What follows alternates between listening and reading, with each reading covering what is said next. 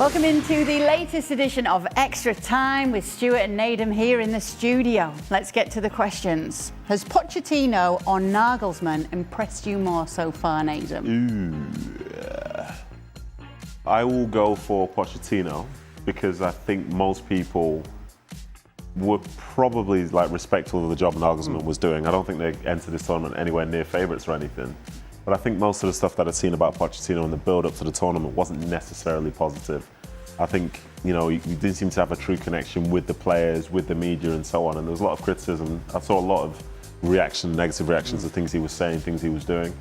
So for them to now be in a position where today, I think after the game the other day, he was saying how I'm not American, but in that moment when the final whistle went, I felt real pride, real passion and things like that. That's some sort of story out there. So I think I'll go for Pochettino. Oh, absolutely, Pochettino. I mean, they've played some great football, the US. They had a difficult second half against Australia, but they dominated the game for long periods. They were excellent in the first game, so he has to take all the credit. And Nagelsmann is getting a tune out the Germans just about, I would say. Still not as good as they should be. Okay. Penny for Arne Slot's thoughts. Isak and Gakpo have been good this tournament. Yes. Isak probably wasn't fit enough to play all of last season, and there's nothing. You can't play a player that's out of form and not fully fit. So that was a difficult one for Arne Slot. Gakpo had the freedom of the park today in the 1v1s against Sweden. He was absolutely outstanding, scored a couple of goals, looked dangerous every time he got the ball. He was quick when he went down the outside. So, yeah, I don't think Arne Slot will be looking at those two players and thinking a great performance that they put for Liverpool last year. Yeah. Who goes further, Germany or Netherlands? Cracking question. I think I'll lean Germany for now. I like the fact that it scored that many goals, the 7-1 in the first game, but I also like the fact that they went toe-to-toe with Côte d'Ivoire, Ivory Coast? Côte d'Ivoire. I like the fact they went toe-to-toe with them today and came up with a win whilst pushing on and having a lot of joy with that. So, yeah, I'll say Germany. Why is he looking at me for African pronunciations? Listen, Côte d'Ivoire. Listen, you're the commentator. Okay.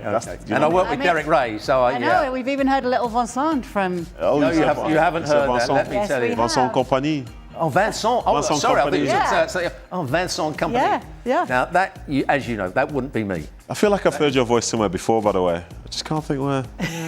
Yeah. Maybe he's the right person to look to for this, yeah. What was the question? Do you get the glare from Derek if you say Vincent? Oh, absolutely, yeah. He won't work with me again if I do.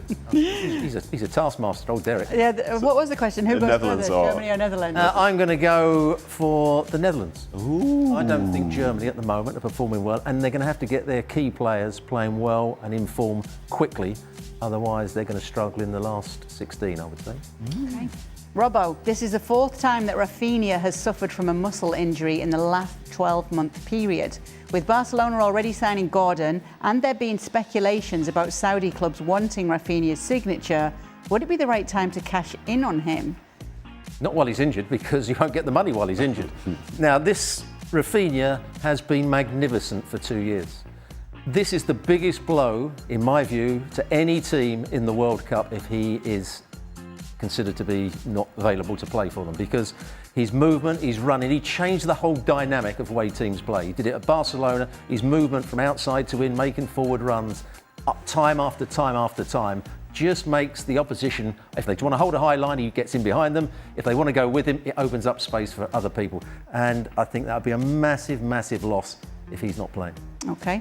So how exactly is the Dumfries-Trent situation going to play out at Madrid? Mourinho is not one to mess around. I could even see Trent going back to Liverpool on loan. I'll put that to you first, Robbo, given that you do a lot of Real Madrid commentary. I'm afraid I'm not a particular fan of Alexander-Arnold. I know he's good on the ball and he can pick a pass out, but if you're playing right back, not so much in many of the La Liga games where he can get forward and deliver crosses and play passes and all, but in the big games, the European games, he's going to have to defend, and he doesn't defend very well. And at times, I don't think he wants to defend. He doesn't. His recovery runs are so slow. Dumfries is a better athlete. I think he delivers more dynamism when he gets forward. So I would say Dumfries gets in the side, and I think Alexander-Arnold may struggle. Can't see him going back to Liverpool. I just can't see that. I can't see that. But in terms of say what it means for him, it will be interesting because I think there's some signal of intent by the fact that they've brought in Cucurella on the left-hand side, who has a lot of bite defensively, and obviously he chips in terms of the forward play. And I think sort of fullback partnership of Dumfries and Cucurella, I actually quite like the solidity of that. But whether or not that's what Mourinho's going for, I suppose we'll have to see, won't we? You will. You'll be able to find out on ESPN. Now, I've never thought Nedum would sit on the fence, but he sat on the fence there. What did I say? What was the question? What was the question? About Alexander-Arnold, you never actually... You said, what does it mean for him? Yeah. You talked about the other two, but you didn't say Alexander-Arnold. I said it. Well, I said he's not going back to Liverpool. Okay, all right. There we go. Thank you. And just to clarify, it wouldn't be the right time to cash in on Rafinha then? No. Okay. I don't think so. No, I think he's an important No, player. listen, take a seat on the fence. Enjoy it. Nedum, did Kay force you to be in the picture with the Arsenal congratulations cake for winning the league? That was a dark time which I had completely forgotten about. What, 2 days ago? But we work as a team, so it's only fair that I am there. But it just felt like a shame for such a massive football club to have to like essentially just be given a cake because they've been successful after such a long time. You know, these are sad times. But Kieran came over, he had his nice moment, and I like my co-workers, so I'll be involved in any picture, but I disavow the cake itself. Now, when he was going to cut the cake and talking about, did he talk about Arsenal as we? Do you know what?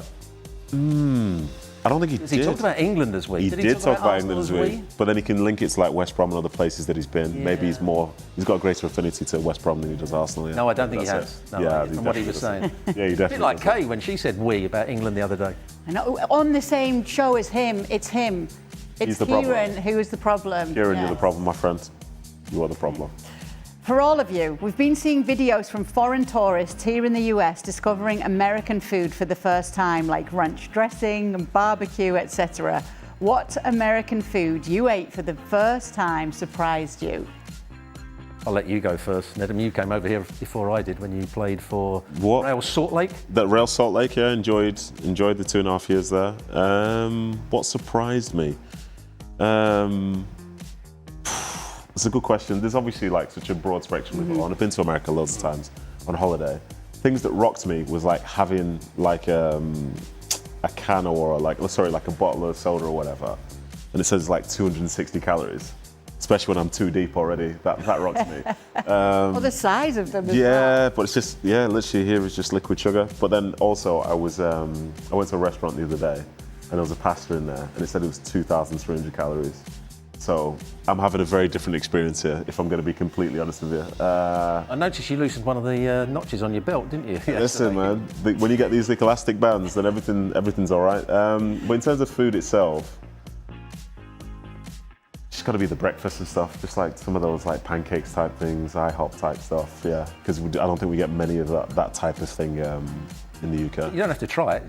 I'm just saying it exists, and I've done it, but yeah. You've got to immerse yourself in the culture, Robbo. Well, clam chowder. Oh, magnificent. so tasty. Yep. Absolutely magnificent. Are you okay with biscuits being called biscuits when they're not a biscuit?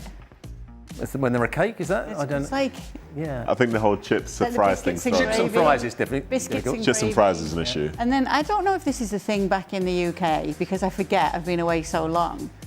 But it's the fact that they always warm up their cookies.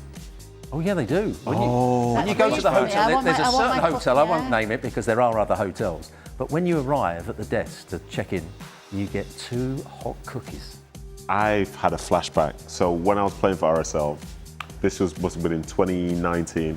Got some great friends there, yeah. And we were away for a game. We've all had the meal, and at the end of it, this really confused me as an adult, and in some ways an adult male. And maybe this is like a across the pond divide. It was time for dessert, and they all just gathered around and had milk and cookies together. I was thinking, like, what are you doing? Literally, what are you doing? Like, be an adult.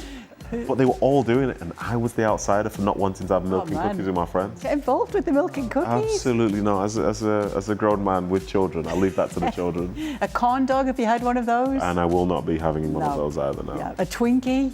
I don't know what you're talking about. No. No.